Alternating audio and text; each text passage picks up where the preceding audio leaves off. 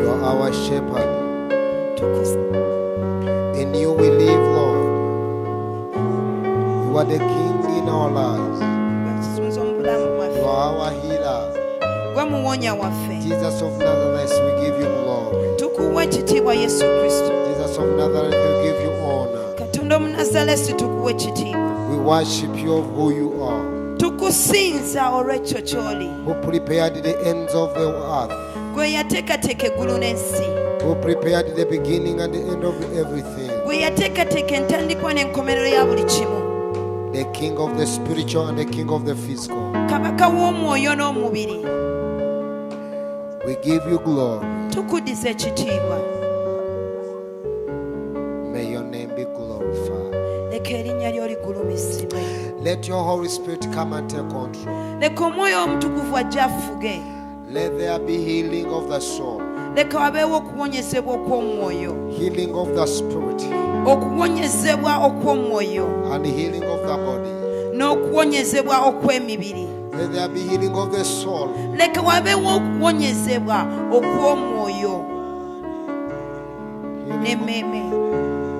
And healing of the spirit.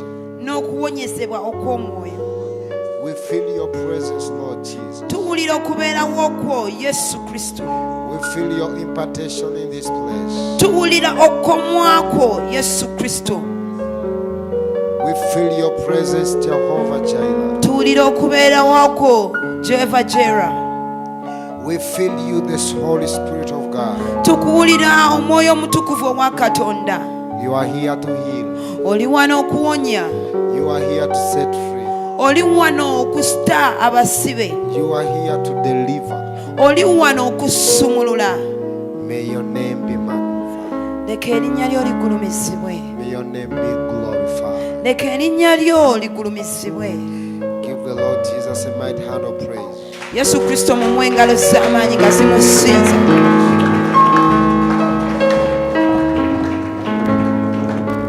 I want you to welcome two people that are next to you.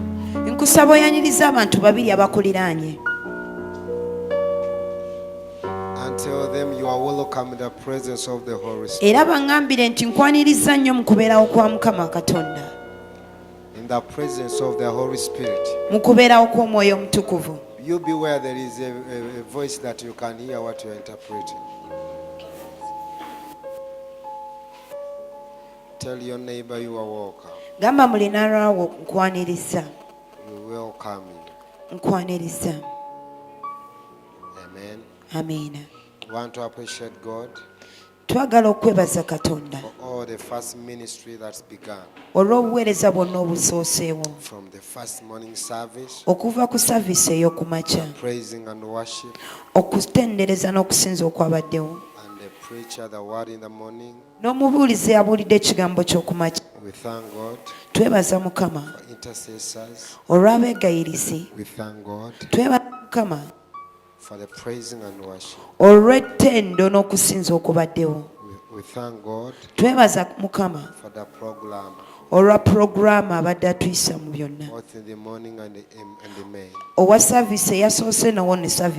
Let's join our hand as we clap to Jesus.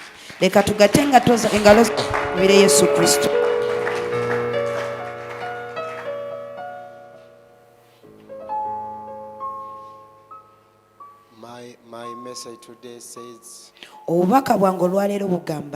you will be what the Lord prepared you to be. You will be what the Lord prepared you to be.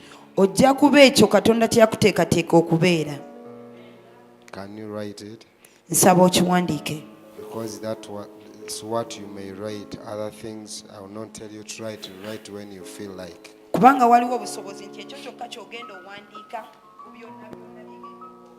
Ngambye ekyo kyokka kye nkugambye owandiika, ebirala sijja kugamba, ojja kuba ewandiika osinziira mu mwoyo kyagamba owandiika.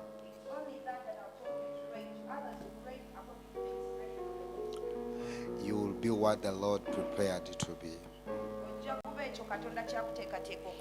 You will be what God created you to be. You will be what the Lord prepared you to be. You will be what the Lord created you to be. ojja kuba ekyo katonda kye yakutondera okubeera In the name of Jesus. mu linnya erya yesu In the name of Jesus. mu linnya erya yesu. We are in the book of Genesis, Tuli mu kitabo ky'olubereberye chapter 25. essuula eya 25. Because of time, olw'obudde we are going to read from verse 19. tugenda kusoma okuva kanyiriri ke 19 In the name of Jesus. mu linnya erya yesu. From verse 19 okuva ku lwe 19 in the book of Genesis, mu kitabo eky'olubereberye chapter 25. essuula eya 25. Let me read from verse 19. tuve kanyiriri ka 19. All of us, let's begin. I'm going to read ngenda kubasomera in the name of Jesus. mu linnya erya yesu In the name of Jesus. mu linnya erya yesu.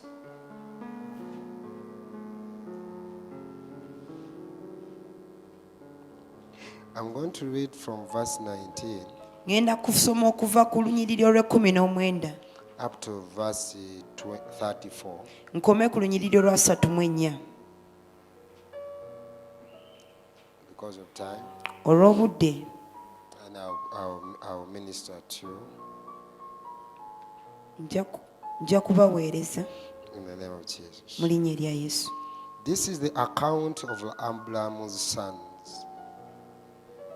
sons Isaac. This is the account of Abraham's son Isaac. kuno kwe kubalirirwa kwa mutabani wa Ibulayimu Isaac.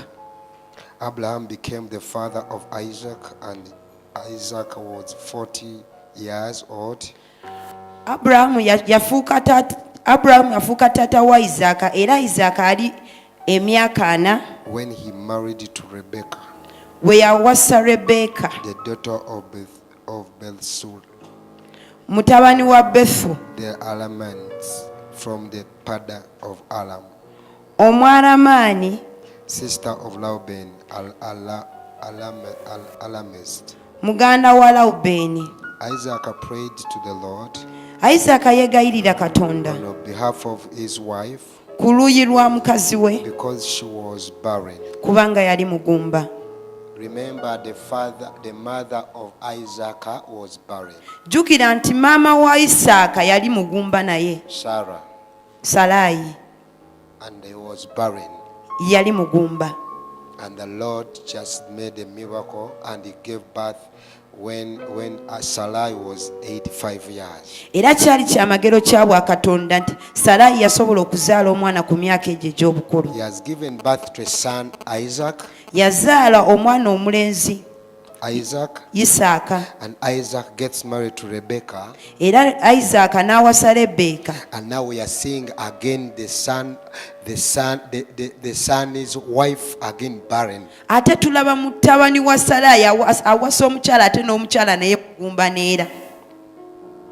I prayed to the Lord on behalf of his wife Isaaka yeegayirira Katonda ku luuyi lwa mukazi we because she was barren. kubanga yali mugumba. The Lord answered his prayer, Katonda n'addamu essaala ye. and his wife Rebekah became pregnant. Lebbeeka n'afuna olubuto.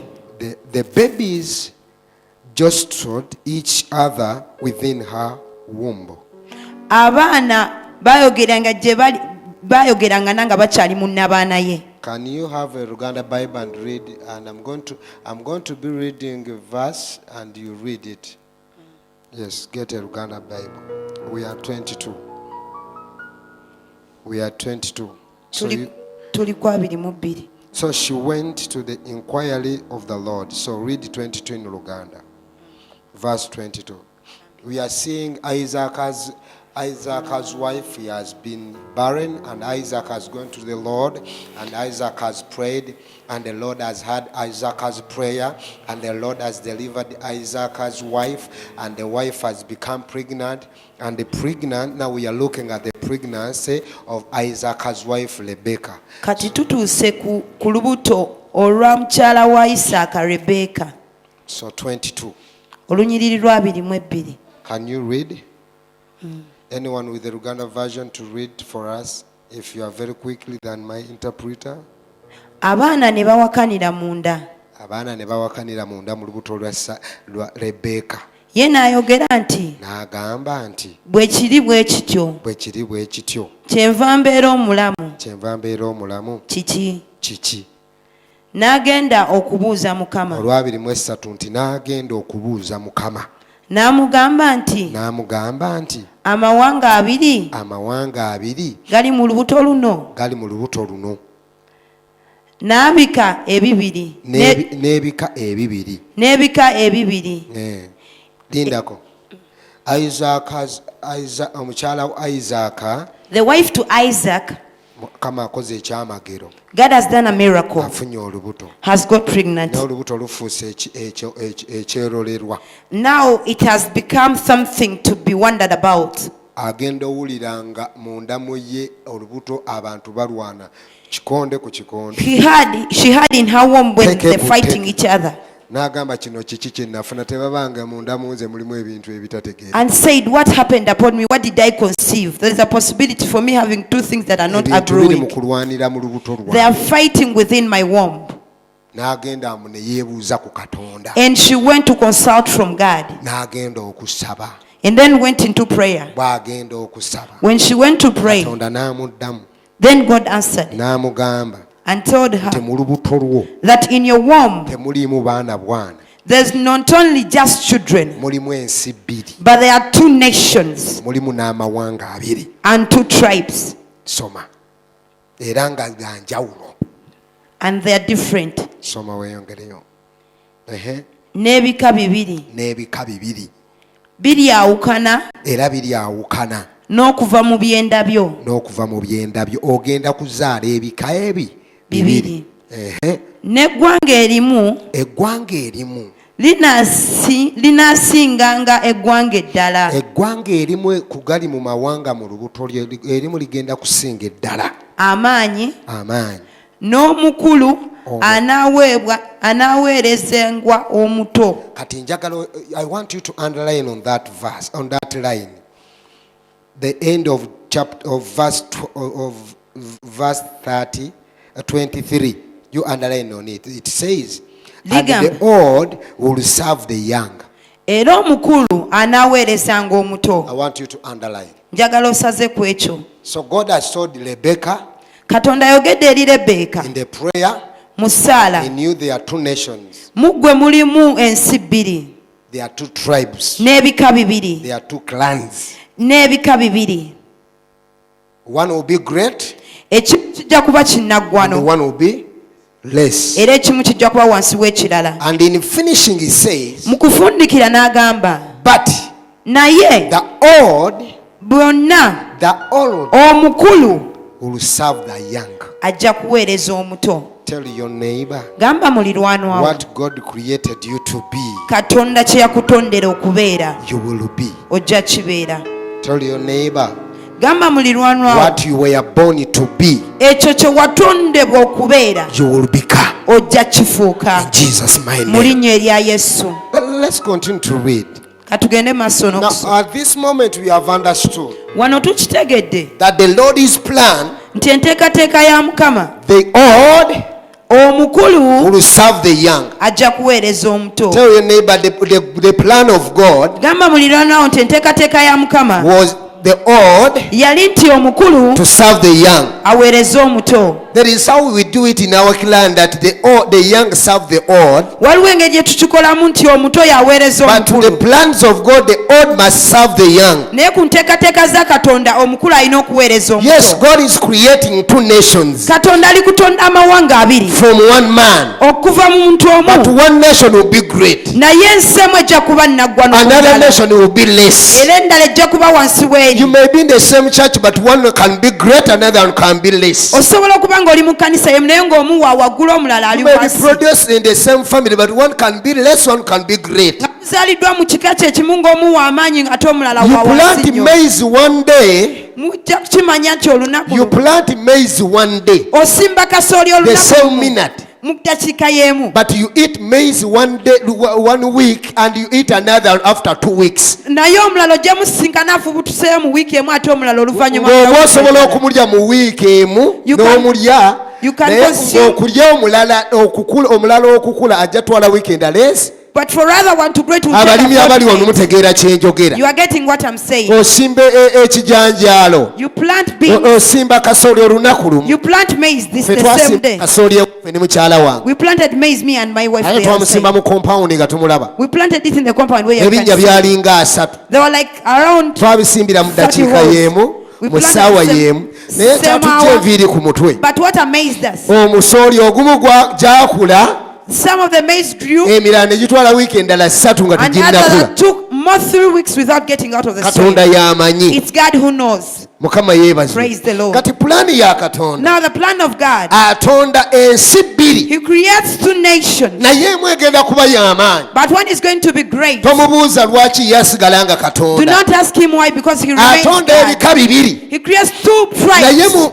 mu kutegeera kw'abantu But in the understanding of God, omukulu y'aba omufuzi the older one is the era governor, omukulu y'aba omusika. and the older one is the heir. Kyeva olaba. That's why. Kyeva olaba That's why mu Buganda in Buganda, ng'omukulu y'asika. the older one is the heir. Buyaaye bwe bwajjawo ne balaba ng'abakulu abato bagenda okula ng'abakulu ebintu babitunda kati abantu ne bakyusa nga basisa abato n'ensi lwakuba is a norm or a custom. No, it was Si nnono because ya Buganda kyali nti omukulu yasika, just that things changed and now things ended up when the young ones are taking now we are over. seeing a situation. Kati tulaba embeera emu, 2 nations, ensi bbiri, one is great, emu naggwano, one is small. endala eri wansi wa bigere We byeru. see 2 people, Tulaba abantu one is babiri, old, omu mukulu, one is young. omulala muto. But the plan of God, Naye enteekateeka ya is- Mukama eri nti the old omukulu must serve the young. alina okuweereza I omuto. have not preached yet. Sinnabuulira. I've said Ngambye what God created you to be, Katonda kye yakutondera okubeera you will become. ojja kiba. Whether your father does not want, Oba kitaawo ayagala or oba your mother, tayagala, or your oba- clan, or your oba church, maamawo, or oba your nation, kkanisa yo, oba or your eggwanga lyo, people, oba but you will abantu bo, become. naye ojja kuba God ekyo. will make a way where there seems to be no way, Katonda ajja kutema ekkubo and ewafaanana you become ng'ewatali what He kkubo. created you to Era be. ojja kufuuka ekyo kye yakutondera okubeera. Verse 24. Olwabirimu ennya.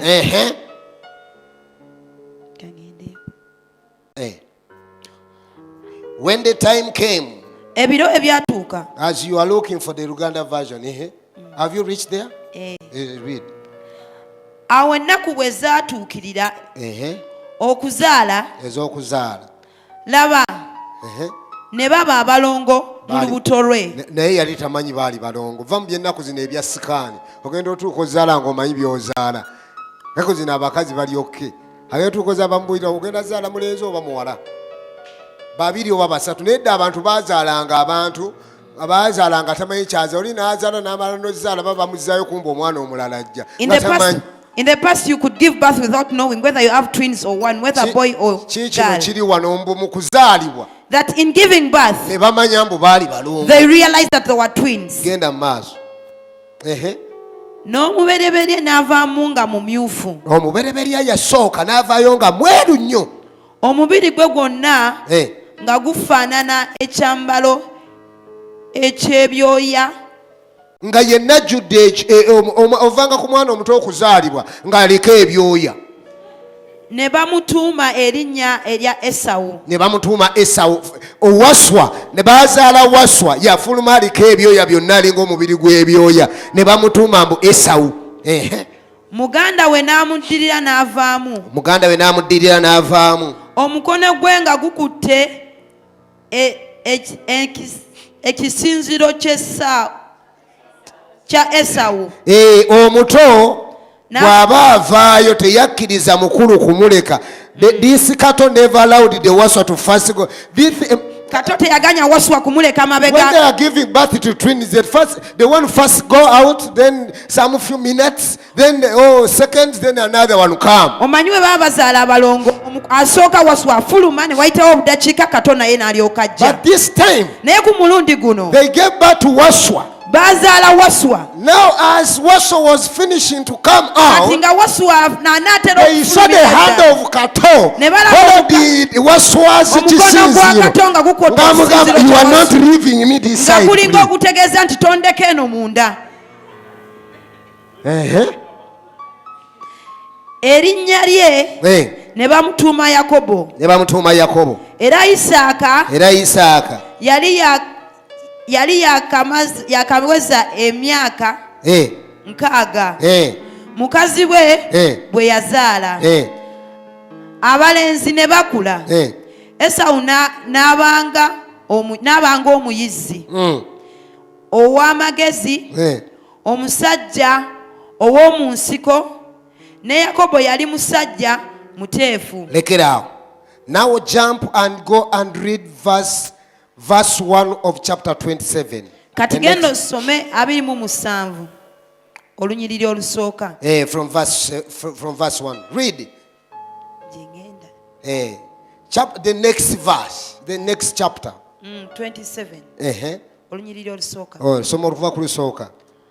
Awo olwatuuka Isaaka bwe yamala okukaddiwa. Now Isaac has grown old. Kati Isaaka akaddiye. He has grown old. Akaddiye. We have gone now so many years. Emyaka He giyiseewo. has given birth. Azadde abaana. He has got old. Kati akaddiye. Now read, continue. N'amaaso ge nga gayambadde n'okuyinza tegakyayinza kulaba. N'ayita Esawu omwana omuberyeberye. Gamba n'ayita Esawu omubereberye. Konna ku mulirwanawo mugambe n'ayita omubereberye. Tell your neighbor and call the firstborn. N'ayita omubereberye. And you call the firstborn. You read. N'amugamba nti mwana wange. Mwana wange. N'amugamba nti nze nzuuno. Nze nzuuno daddy. N'ayogera nti laba nno. N'ayogera laba nno. Nze nkaddiye. Nkaddiye. Simanyi lunaku lwe ndifiirako. Kale kaakano nkwegayirira. Nkwegayirira.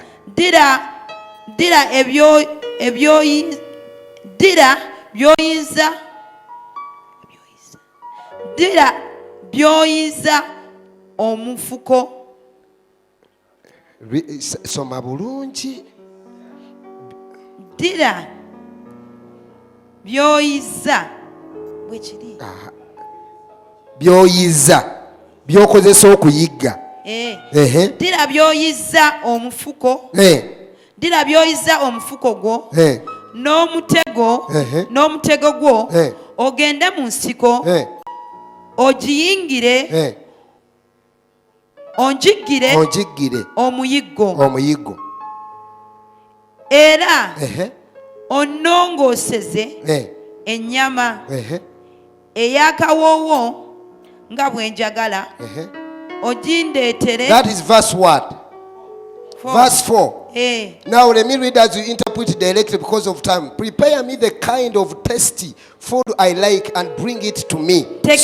Ntekera ennyama ey'akawoowo gye njagala ogindeetere. So that I may give you my blessings before I die. Nsobole okuwa omukisa gwange nga sinnasamuka. Now listen to me. Kati mpuliriza. We have ended at verse 4. Tukomye ku lunyiriri lwa 4.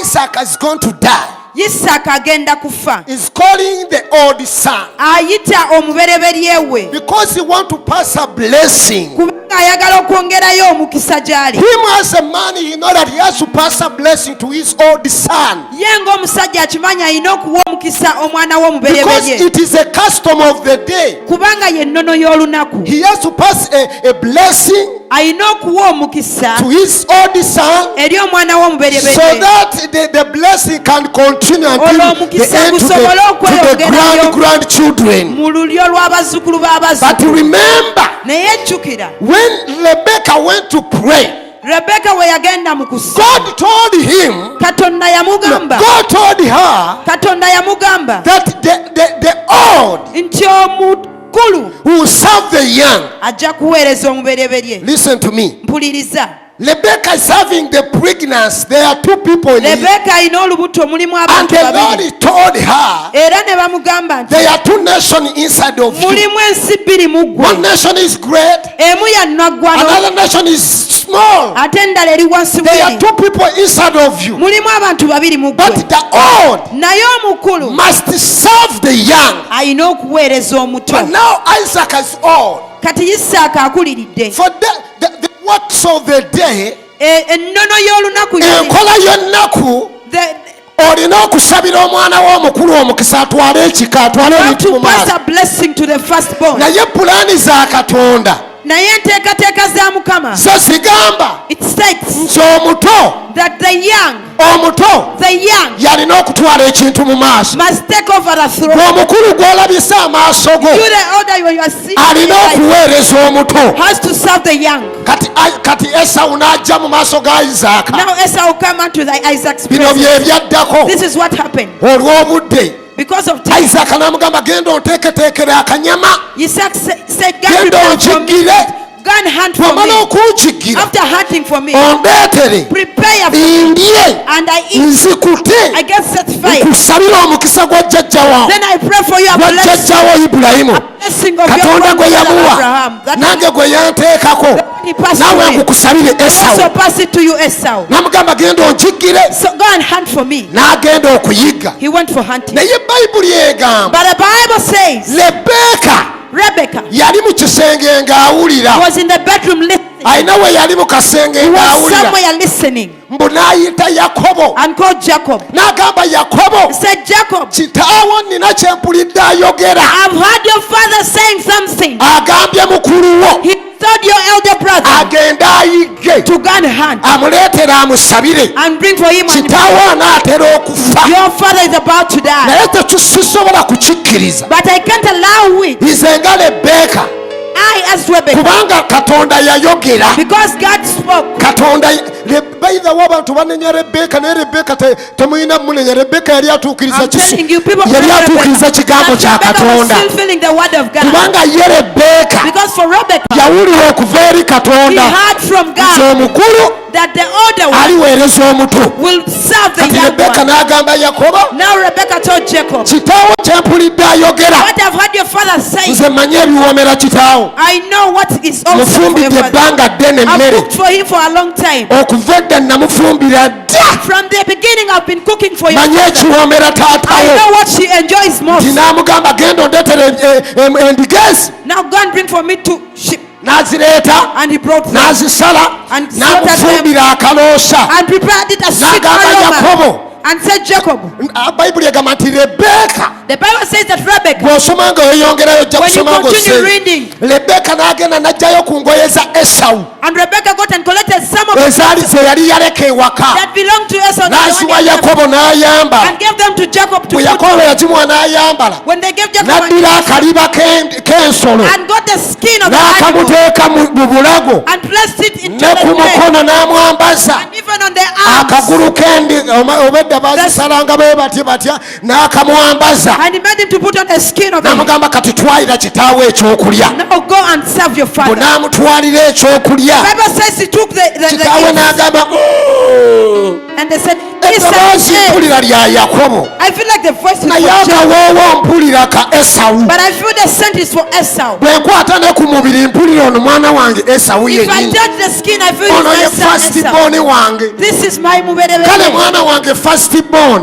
Omubereberye wo. mpeereza ekyokulya mmala okiri odookolayo bwe nkuyira omukisa. Serve me the eat, and I start eating, and you see how I pour Bwe out Yakobo blessing. n'akwata ekyesava Then Jacob got n'awa taata we, the meat for what taata we n'alya the father ate n'awulira essanyu. and felt happy. Ng'oyagala omuntu akusabira omukisa sooka omusanyuse naawe gundi gwe. If you want someone to pour a Gwe blessing tojja upon you, buzikusaba mikisa nga ne gy'osabidde first make them happy. gundi Just ask for a gundi gwe yagala omukisa telling naye you, n'agenda you okugusabira need a blessing from someone tasanyuse. who's going to pass a Gundi blessing gwe- for you. Is not happy. Gundi gwe baako kyoyigamu I'm awo, telling you, learn something from this. baako kyoyigawo. Learn something Nti from this. Isaaka nga tannata mukisa That before Isaac, yalina osooka emmeeme eyo okusanyuka. he so had to be happy.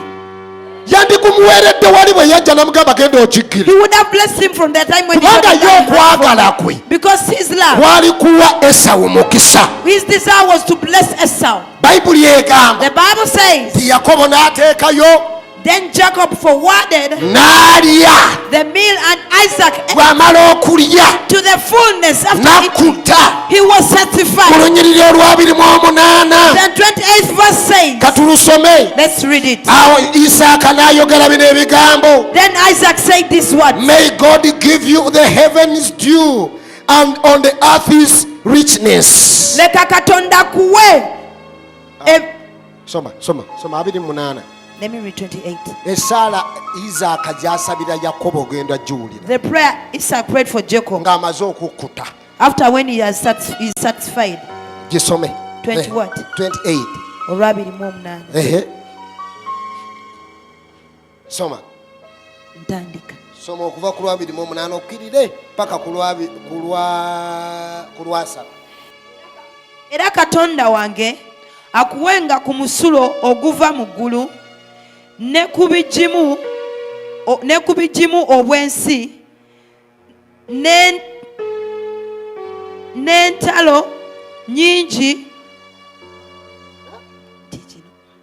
n'entalo nnyingi awo omwenge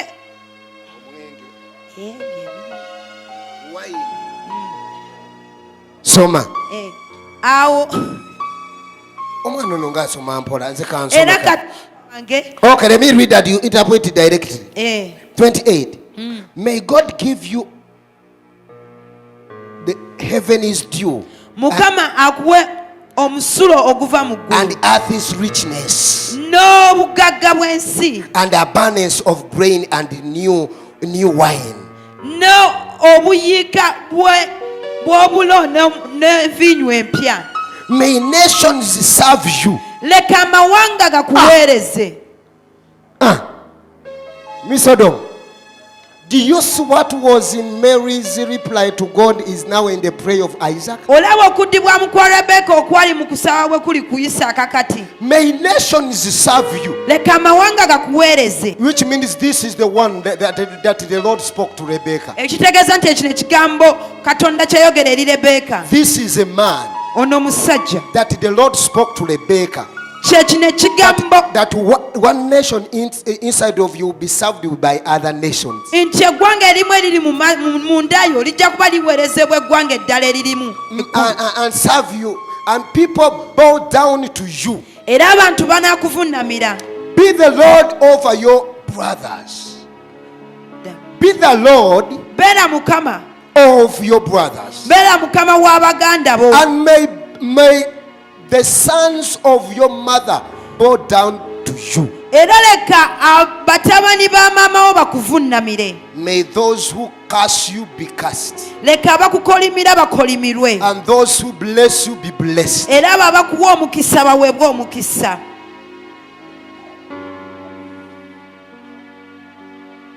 Look here. Tunula wano.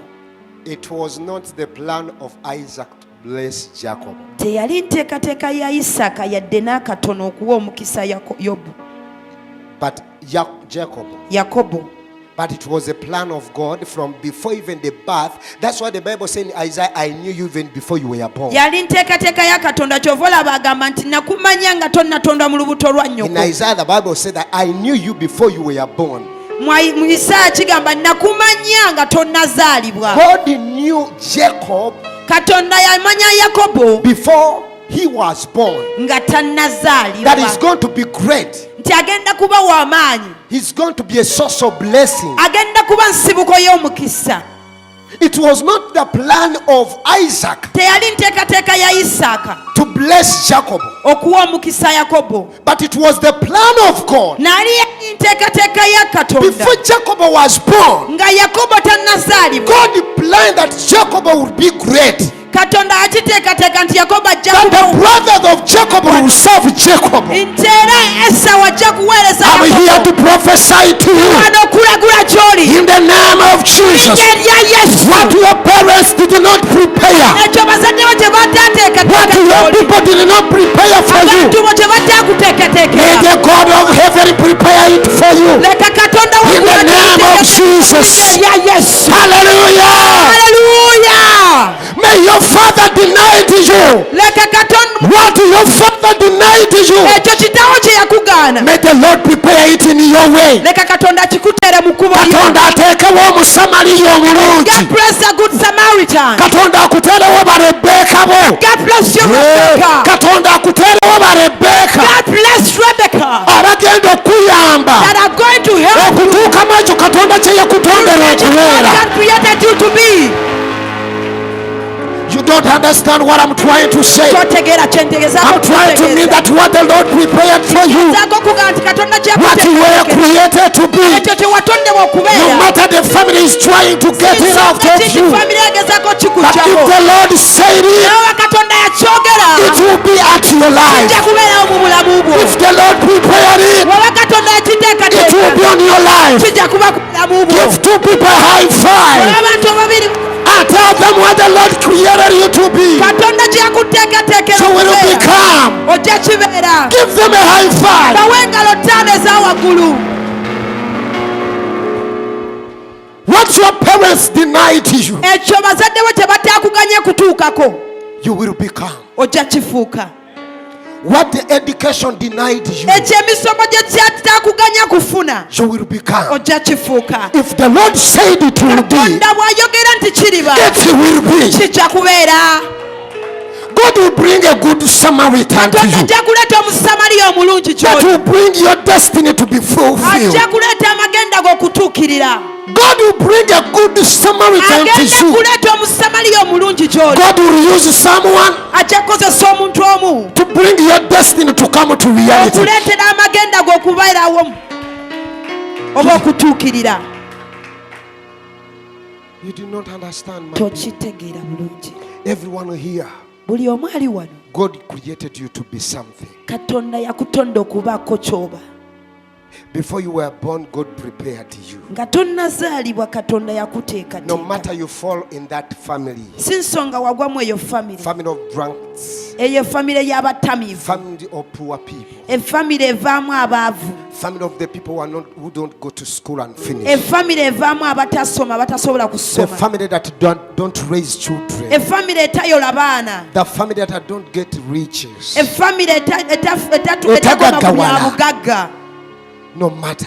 Si nsonga. But what God prepared you to be, Naye Katonda kye yakuteekateeka okubeera you will become. ojja kifuuka. You will become. Ojja kifuuka. If God said, Bw'aba Katonda yagamba you will become. nti ojja kifuuka. If God said, Bw'aba Katonda yagamba you will become. ojja kifuuka, ojja kibeera. Raise your hand like this Wanika emikono gyo bw'oti. and say, I'll become what the Lord said. Ogambe nti nja kufuuka ekyo Katonda kye yantondera Say, I okufuuka. will become what the Lord said I will be. Gamba nti nja kufuuka ekyo Katonda kye yagamba nti ndibeera. In the name of Jesus. Mu linnya erya Yesu. Jacob, Yakobo, Jacob, Yakobo, Jacob Yakobo stands into what the Lord prepared him to be. yayimirira mu ekyo Katonda kye yamuteekateeka okubeera. He was blessed. Yaweebwa omukisa. He was blessed. Yaweebwa omukisa. He was blessed. Yaweebwa omukisa. And let me tell you, blessing makes a way where seems to be no Kati way. kankubuulire omukisa gutema ekkubo ewabeera ng'ewatali kkubo. The Lord spoke to Abraham Katonda ayogera eri Abulamu that your descendant will go to Egypt. n'agamba nti abaana bo baligenda mu But Emisiri after 40 years, they will come back. oluvannyuma lw'emyaka 4 bajja kuvaayo bakomewo. God blessed Jacob. Katonda n'awa Yakobo omukisa. The Bible says Bayibuli egamba when Esau came, Esawu bwe yajja, look here. tunula wano, When Esau came, Esawu bwe yakomawo when Jacob had just moved out, nga Yakobo yakafuluma, Esau came Esawu n'atuuka and said, Lord, Father, n'agamba taata, here I am. nzuuno nze wuuyo omwana w'omubereberye, Your firstborn has come. omwana w'omubereberye ntuuse, Give me your blessing. mpa omukisa gwo. He said, what? N'agamba eki What? kiki kino? Who was here? Ani abadde wano? Who was here? Ani abadde wano? Someone was here. Wabaddewo abadde wano. Esau said, no, Father, I'm the one here. N'agamba You told nedda me to taata go and get yenze. for you. Wangambye ngende nkuyiggire nkutegekere. Verse 36 says, Olwasatu mu omukaaga ne lugamba Esau said, is not right name Jacob said, Yakobo no, n'agamba, Esau said, Esawu n'agamba, is not he rightly named Jacob? si See Jacob. isn't it Jacob? He has deceived me 3 times now. Kati annimye emirundi 3. He took my birthright, Yatwala ebyo bye nnina okutwala and now he has taken my blessing. kati ate atutte n'omukisa gwange. Then he asked, Kati n'abuuza, haven't you reserved any blessing for me, Daddy? tewaliiwo mukisa gw'ondekeddewo kitange? Taata, tewasigaddewo kakisa wadde akatonotono okampeeko. Have you not reserved any blessing for me? Isaac answered Esau, Isaaka n'ayanukula Esawu, I have made him mufudde Lord over you, mufudde mukama wo, and have made all his relatives his servants, and I have stained him with grains and new wine. era n'ab'ekika bonna mbafudde baddu be era muwadde envinnyo empya. So what can I possibly do for you, my son? Kati kiki kye nsobola okukolera kye nsigazza Esau mutabani wange? said to his father, Esawu n'agamba kitaawe, do you have only one blessing? oyina mukisa gumu gwokka? My father, Taata wange, bless me too. nange mpa omukisa. My father. Taata wange. Then Esau wept loudly. Kati olwo Esawu n'akaaba mu ddoboozi eddene. His father Isaac answered him, Kitaawe Isaaka n'amuddamu, your dwelling will be away from the earth's richness. okubeerawo okwo kujja kuba wala nnyo n'ebyobugagga by'ensi eno. Tojja kulaba ku bugagga bwa nsi eno. You will not see the riches of the world. Away from the dew of heaven and above. Wala nnyo okuva ku nsulo eva mu ggulu. You will live by the sword. Ojja kubeerawo Lwa kitala. And you will serve your brother. Era ojja kuweereza muto wo. But when you grow restless and you will throw his yoke from off your neck, you throw your. But when you grow restless, naggwebwako emirembe. But when you grow restless, you will throw his yoke off of your neck.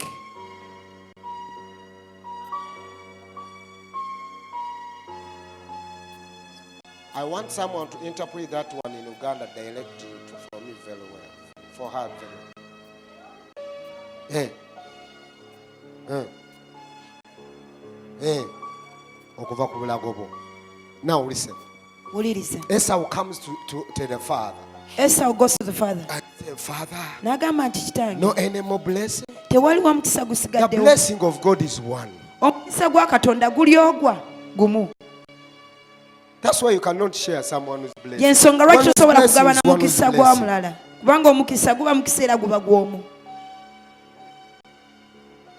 He told Esau, N'agamba Esawu, you will not toli get the rich of this world.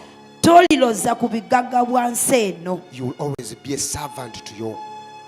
Olibeera muddu eri muto wo. The word come to reality. Ekigambo olwo nno ne kibaawo. What the Lord spoke to Rebecca. Katonda kyeyogera eri Lebbeeka That the old nti omukulu will serve the young. ajja weereza omuto. But the father Nti naye kitaawe had prepared yali akiteeseteese the young omuto to serve the old. aweereze omukulu. For Baganda, we know this. If someone is mukuru wachika, all of you, though you are what, you have to bow before that person. You know, as in Baganda, we know if you are the clan leader, whether you reach or what, you have to bow. So the the plan clan of leader. Isaac was the young to serve the old. Kati enteekateeka ya Isaaka yali nti omuto aweereze eri omukulu. But the plan of God Naye enteekateeka ya Katonda was the old yali nti omukulu to serve the young. aweereze omuto. This is where my preaching comes Wano from. we wali enjiri That yange. what God created you to be, Ti Katonda no kyeyakutondera matter your okubeera. parents, your father, your Si nsonga clan, bazadde have bo tried to hinder it. But bageza what the Lord kukiyigirira. created you to be, Naye Katonda no matter kyeyakutondera whether you did okubeera. not go to Si school, nsonga tewagenda ku but if ssomero. God created to be a rich man, Katonda you will become rich. ojja kufuuka mugagga. created you bw'aba katonda yakutte to be successful, kubeera no matter there is not anyone successful in your family, for you will be successful. kusoboka mu buli ky'onaakolanga. Now I think you can understand my preaching. Kati ndowooza mutandise otegeera enjiri yange ey'olwaleero. In the name of Jesus, Mu linnya erya Yesu, what God created you to be, katonda kye yakutondera okubeera you will become. ojja Raise your kifuuka. hand like this. Wanika emikono gyo Say, bw'oti. I will come what the Lord prepared me to be. Gamba nja kufuuka ekyo katonda kye yanteekateeka okubeera. Put down your hands. Teeka emikono gyo wansi. Now Jacob Kati Yakobo is blessed. aweereddwa omukisa. A blessing. Omukisa. He's like Alex. Kiringa He's, Alex. he's like John. Kiringa Yokaana. He's moving in the taxi, but a blessed man. Atambulira mu takisi naye musajja yafukibwako omukisa. The people batambula naye mu taxi bayinza olowooza bafaanaga naye aliko The people omukisa he gwa seated within Katonda. the taxi, they think they are in the same status, but he has a Alinga gwe ogula mu katale wali ku myera It's obeera like ojjawo you. emyera bati You buy bantu from mubeera the mu market, layini you are normally in the line, naye tebamanyi nti ate gwe oli wanjawulo but they don't know that for you, you are gwe oliko peculiar. omukisa gwa You have a Katonda. blessing of God. Kati ye Yakobo Now that is Jacob. amaze oweebwa omukisa He has been blessed, naye afaanana nga but it bw'akyali. looks the way he has been. bayibuli egamba The Bible says, Esawu n'agamba omwana oyo and Esau said, this child, nina okumutta. I have to kill him. Lebbeeka n'awulira Rebecca heard about it n'agamba Yakobo and said, Jacob, brother we ayagala kuku your brother wants to kill you. dduka Run, genda go far. ewa muganda eyo gye nava ewa kitange Go to my origin weekweke and hide there. ewa Labaani eyo genda weekweke Go and hide at ewa Laban's muganda place. wange eyo akyaliyo. There is my sister is still there. Go and hide My there. brother akyaliyo genda weekweke. Mwanyinaze is still there. Go and hide there. N'agenda He went. n'adduka n'agenda He ran. n'atuuka eyo. When he reached the blessing of God. Someone may be buying emyera but when he has a blessing of God. Omuntu ayinza okuba ng'agula mirengo naye ng'aliko omukisa gwa Katonda. Omuntu ayinza okuba kyakuba empale ekiraka naye ng'aliko omukisa gwa Katonda. Someone might be patching the clothes when he has a blessing Ng'era of gwe God. gw'akolera olina kubeera And muyambi you, we. the one he's serving, you are supposed to be a servant to him. N'akola obuddu And he did slavery or servantry ewa kojjaawe. at his uncle's place, N'akola Laban, obuddu. and became a slave at Laban's N'akola place. obuddu. He became a slave, a servant. Emyaka mbu ne giyitawo mingi. And years passed. Kojjaawe n'amubuuza And his uncle Laban asked him, ng'okoze nnyo as you've worked for so long, kukoledde ki? what can I do for you? N'amugamba nsasula. And said, pay me back. Nankusasula ekisiina kyakuwa ku mirimu gy'okola. What can I pay you back for what you've done? I don't have much to reward you. N'agamba mpa muwala wo. And said, bless me with, Mpase nsajja kudde. let me marry your Myaka daughter. mingi. The years have gone. Now I'm a man. Mpa Rachel. Bless me with Rachel.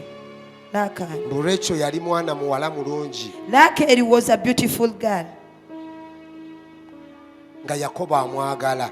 And Jacob used to love him so Tawe much. n'amugamba okuwa Rachel And Laban said, to give you Rachel, kola emyaka emirala 7. serve for almost 7 years. Bw'onaakola emyaka emirala And he 7 served for almost 7 years. gamba munno ng'akola buddu. As a slave, tell your neighbor, as a slave, a Naye mugambe servant. ng'aliko omukisa. Mugambe na kino naye ng'aliko But also omukisa. tell him he had a blessing upon his life.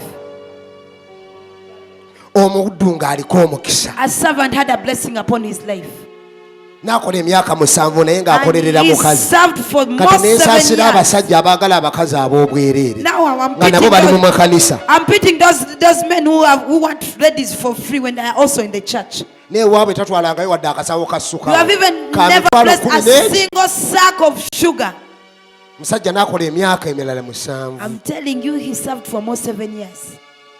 Bwe yagimalaako n'agamba Labaani nga nkoze emyaka gye waŋŋamba giweddeko When he mpa completed omuwala the nno. 7 years, he said, give me Rachel. Naye mbu Labaani n'akuŋŋaanya abataka b'ekyalo ne bakola pate And Laban collected the church, the city hall, ne bamugamba elders. ne baddira omuwala bamutwale mu kisenge bamutwalira Leeya. And then they said, Leeya ye yali baaba wa Rachel. they exchanged Rachel into Labaani yalina Leah. abawala aba Laban had kati two bamukubba daughters. ekiwaanyi ne bamukuba Leeya. Now they gave him Leah. Munne yasula naye And then he slept with bonna Leah. yeebaka naye olunaku olwakola ki the first day. olwasooka We slept with Leah for the first day. bw'agenda okukeera ku makyanga ano si Rachel no Leah. Only to wake up in the morning when it's light instead of Rachel. mwankoze eki nze nakolerera Rachel. Laban, what did you do to me? I served for 7 years just to get abantu Rachel. nga temusiima. Why don't you appreciate you human beings? namugamba wano ewaffe I said, here, wano here. omwana omuto tafumbirwa n'asooka mukulu kuva mu maka. The young one doesn't get married before the elder one kati leaves. sebo tugjeeko olugezigezi. Now take away your wisecking. sooka omaleyo wiiki y'obufumbo honeymoon eyo ne Leah First finish the ogira week, weeboosa. the honeymoon, enjoying Leah. wiiki eyo weeneggwako dde twogere tutuule ku Then mmeeza. after this first week of the honeymoon, you come, we talk again. ne batuula ku mmeeza ogwokubiri. It is said they negotiated kati again. bw'oba oyagala Rachel Now, if you want Rachel, ddamu okola emyaka emirala 7. serve for more 7 years. kalina osaasira abavubuka abaagala abakazi ab'obwereere. Now you pity. wano tugire Don't ogira mind. ogenda gira mwana wa munno nga Don't tona mind. ne maama we tamanyi ne taata we Don't kaabe taata wa mind. w'omwoyo. Don't mind. Let's do it, and you see, okay? yakobo n'agamba no problem. And Jacob said, no problem. n'aweereza emyaka He emirala served for 7 more 7 years. bwe jaggwako When they came to pass, ne bamuwa Rachel. then he was given Rachel. kati tabbu nejja ng'alina abakazi aba. Now here is the dilemma. He had 2 wives. alina abakazi omu gwe bamukuba ekicupuli tamwagala He had nga Leah. ye He has Leah tamwagala. who he doesn't love, no desire to have. alina owuwe gw'ayagala bamuyita Rachel. He has the one he loves, the one called Rachel. Lakeri. kati obuzibu ku bano be batayagala bafukumula obwana okufa obufi. Now the problem with the women that are not loved by the husband, they overgive birth. n'asooka amuzaalira akasooka bakayita Lawubeeni. I'm telling you, the N'akakuba wali. firstborn from Leah was Reuben. Leeya n'amuzaalira akokubiri bakayita Simyoni The second n'akakuba wali. one, Simeon, there. n'amuzaalira akokusatu Now the third one from Leah, oba baali bakayita ani? I don't know even the name. baali bakata Juda. Was Leevi God n'azaala Kaleevi n'akakuba wali kakusatu. goes back to Levi. Leeya yafukumula obwana I'm telling you, Leah gave birth like nothing. n'akuzaala akokuna The ka fourth Juda one, n'akafukumula n'akakuba wali. And also placed it there. mbuuza nga ki ekiri ku Rachel I'm telling you what was happening nga upon Rachel. tannazaala. Rachel had not yet given gamba birth. mulirwanaawo Tell your neighbor, ng'ekya famire kyalumba Rachel when that case of the family had, bakiyita kya bugumba. it is called barrenness. ekyakwata Saara The one was from Sarai ne kidda ku Lebbeeka to Rebecca. kati kizze ku Rachel. Now it is on Lakeri. ekitegeeza Rachel ono yalimu omulamwa gwa Katonda. Which means Rachel is the kubanga one tukiraba kirwanyisa kya bwa who is in Katonda. the lineage of things of God. tekyalwanyisa ku Agayi. It never Agayi baagenda olunaku alo ng'ekeera Isimayiri. And the next time it was Ismail.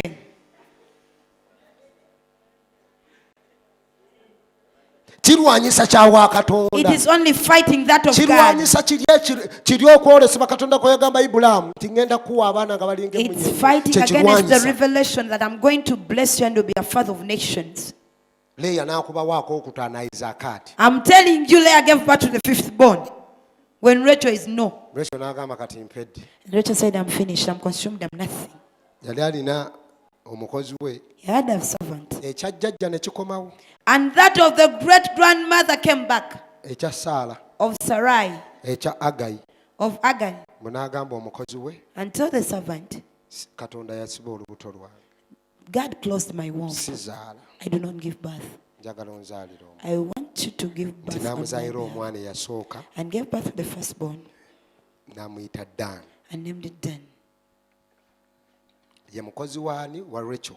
The Azaayira Rachel omwana The servant to Lakeri gave birth on behalf of Lakeri, n'amuzaayira omwana eyasooka the firstborn, Dan. Dan, N'amuzaayira the owookubiri secondborn, Nafutaali. Naphtali. Kati Rachel olwo Leeya yakomye. Now, Naga- now Leah had placed a era name. bannange nsaasira abasajja abalina abakazi ababiri. I nsaasira. pity men who have 2 wives. Kati Leeya n'agamba tekyamuko alina aba. He has 5.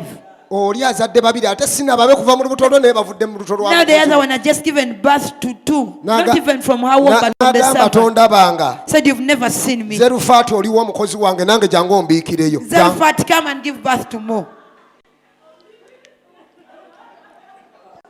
Jangu wamma mwana wange. Come, Ono alowooza Zerufaat. nakoma jangu. He thinks things came to an end. Zephaphat, come. Zelufat n'ajja When Zelophehad came, gende ewa mukama waffe go to our Lord. n'amuzaalira omwana n'amutuma erinnya Gaadi Gave to a birth to a son, and he was named Gad. n'amuzaalira owokubiri n'amutuma erinnya Asha. And another one was named Ash. Hallelujah. Bavuganya They're competing. n'amugamba era nkyasinga Say, I'm still pushing. kyasinga I am still pushing. naye gamba mukwano gwakuliraanye Tell your neighbor katonda kye yateekateeka what God prepared. wadde omulabe waakyo agamba nkyasinga Even though the enemy is telling naye you I'm katonda alina still kye pushing. yakuteekateekera But there is what God destined you prepared. ate sitaani amanyi okutiisatiisa And the devil knows how to intimidate or threaten you.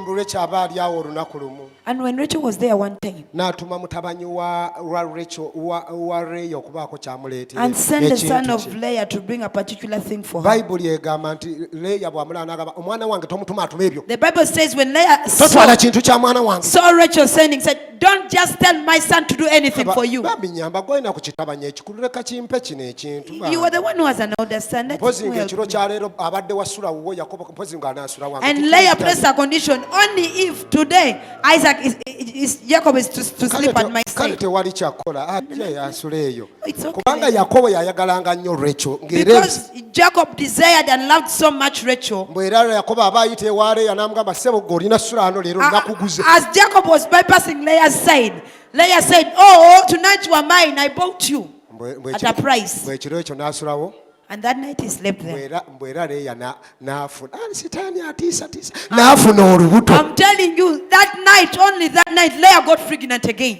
munaazaala Zerubbaberi and gave birth to Zerubbabel. gamba kitalo Tell your friend it's absurd. sitaani atiisatiisa The devil can intimidate. mbwera ne yeeyongera He continued. munaazaala n'omwana omulala nga ye ku luno era ye muwala gwe bameshoninga mu Bible nga bamuyita Dina He gave birth to another daughter, and it's called Dinah. He's the only one who appears in the Bible. gamba kitalo Tell your friend it's absurd. essula eyasatu On the 30th chapter, olunyiriri olw'abiri verse 12, lwogera bwe luti this is how it says. Genesis essula eyasatu olunyiriri olw'abiri Ekyolubereberye essula ya 3. Then God remembered Rachel. Katonda n'ajjukira Laakeeri. Say your neighbor, God remembered Rachel. Gamba mulirwana awo nti olwo Katonda n'ajjukira Laakeeri. He listened to her, N'amuwuliriza, opened her womb. n'amuggula n'abaana She ye. became pregnant Olwo nno n'afuna olubuto. and gave birth to a son. N'azaala omwana ow'obulenzi. She said, N'ayogera nti, God has taken away my disgrace. Katonda aggyeewo okuswala kwange. She named him Joseph N'amutuuma Yozefu. and said, May the Lord add to me other sons. N'agamba nti leka Katonda angatteko abatabani abalala. And the Lord remembered Rachel. Katonda n'ajjukira Laakeeri. Say, the Lord remembered Rachel Gamba nti Katonda yajjukira Laakeeri. and gave birth N'azaala to a son omwana ow'obulenzi. and named him Joseph. N'amutuuma erinnya erya Yozefu. Abba Father, Taata wo. wanika emikono gyo. Raise your hand. And then the Lord remembered Rachel Katonda n'ajjukira Laakeeri. and gave her N'amuwa omwana a son ow'obulenzi. and named him Joseph. N'amutuuma Yusufu. When I speak it, I feel the heaven down. Bwe nkyogera mpulira ng'eggulu liri wansi. The Lord remembered Rachel Katonda n'ajjukira Laakeeri. because the love of Jacob was with Rachel. Kubanga okwagala kwa Yakobo kwali eri Laakeeri. The blessing of God on Jacob was on Rachel. Kubanga omukisa gwa Yakobo The gwali eri godly Laakeeri. lineage of Jacob was in Rachel. Nti ekifaananyi kya Yakobo eky'obwa Katonda kyali eri Laakeeri. And God remembered Rachel. Katonda n'ajjukira Laakeeri. Raise your hand and say, the Lord will remember me. Wanika emikono gyo ogambe nti Katonda nzijjukira. Nti Katonda n'ajjukira Rachel. Katonda remembered Laakeeri N'amuwa omwana and blessed her with a son. omwana gwe yamuwa bamuyita Joseph. And the son was named Yusuf. When I begin to talk about Joseph, Bwe ntandika okwogera ku Yusufu, when I begin to talk about Joseph, bwe ntandika okwogera ku Yusufu, a younger boy born, omwana ow'obulenzi omuto azaalibwa 17 years, myaka 17, brothers are 50s and plus. abamu baddeko bali mu myaka 5 n'omusomo. He gets a dream.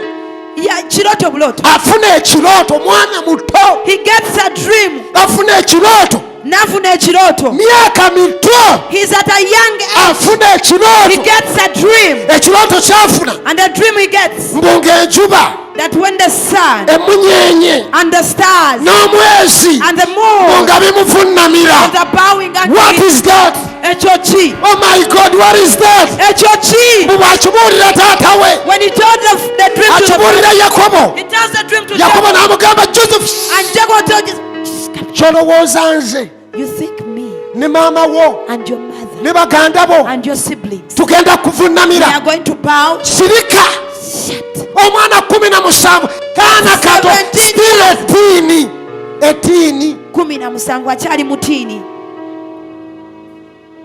Bw'afuna ekirooto Gets a dream bagenza okukyaba enku, that going to fetch firewood. yeetisse ekisekese He had ky'enkuze. carried his firewood. Bwe bwe yakiwummuza bw'ati, When he placed it down, mu ne baganda be ne bawummuza ebisekese byabwe. even Agenda olaba the ebyabaganda be biyimuka biti, he saw ng'ekikye kisigadde the kiyimiridde. firewoods of the Baganda be nga biyimuka bwe biti ne bigwa wansi, they raised and ne they bibaawo ne fell. biyambuka waggulu ne bigwa wansi. Raising, falling Bwe and n'agamba raising. taata we, When they told the father, n'agamba ne baganda be, he also told the n'amugamba siblings, totusirwalirako, don't be foolish in front of us. kyogamba ffe tugenda kusinza You gwe. think as we are going to bow unto you 17.